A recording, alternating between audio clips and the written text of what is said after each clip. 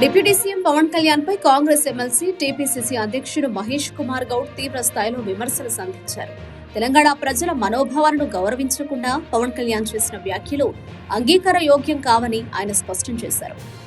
తెలంగాణ గురించి, తెలంగాణ ప్రజల గురించి పవన్ కళ్యాణ్ చేసిన విమర్శలను ఇక్కడి ప్రజలు వినే స్థితిలో లేరని మహేష్ కుమార్ గౌడ్ అన్నారు.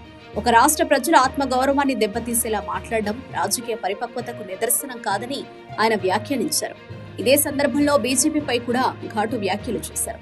పవన్ కళ్యాణ్ ఆశ్రయించుకునే స్థితిలో తెలంగాణ బీజేపీ ఉందని, అది భిక్షాందేహి రాజకీయానికి నిదర్శనమని విమర్శించారు.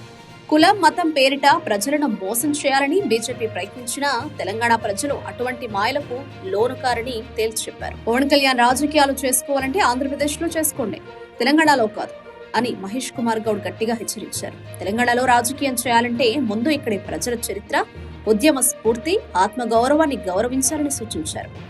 మొత్తానికి పవన్ కళ్యాణ్ వ్యాఖ్యలు తెలంగాణ రాజకీయాల్లో కొత్త వివాదానికి దారితీసినట్లుగా కనిపిస్తున్నాయి. ఈ విమర్శలకు పవన్ కళ్యాణ్ ఎలా స్పందిస్తారన్నది ఇప్పుడు రాజకీయ వర్గాల్లో ఆసక్తికరంగా మారింది. పవన్ కళ్యాణ్ గతంలో తెలంగాణ రాష్ట్రం గురించి, తెలంగాణ వ్యక్తుల గురించి, తెలంగాణ భాష గురించి, తెలంగాణ నడవడి గురించి చాలా నీచ స్థాయిలో విమర్శ చేశారు.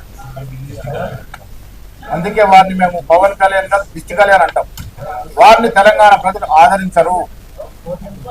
పవన్ కళ్యాణ్ మాటల్ని తెలంగాణ ప్రజలు నమ్మరు.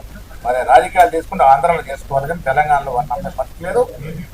బీజేపీ నాయకుల్ని వారు రెచ్చగొట్టే ప్రయత్నం చేసినా ప్రజలు ఈసారి నమ్మరు.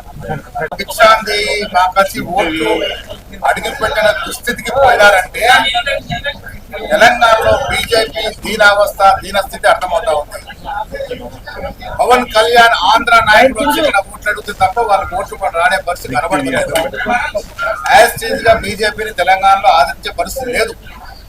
తెలంగాణ ప్రజల విజ్ఞులు మీరు దేవుల పేరిట, మతం పేరిట మోసం చేయాలని మళ్ళీ ప్రయత్నం చేసినా తెలంగాణ ప్రజలు కోరుకుంటుంది వారి అభివృద్ధి, వారి సంక్షేమం. ఆ సంక్షేమ అభివృద్ధి కాంగ్రెస్ పార్టీ పరిపూర్ణంగా ఇస్తుంది. కాబట్టి ఇవాళ 90% పైగా మున్సిపాలిటీ కాంగ్రెస్ కాబట్టి ఆ భయంతో పవన్ కళ్యాణ్ లాంటి చరిత్రని బీజేపీ నాయకుడు పరిస్థితి వచ్చింది.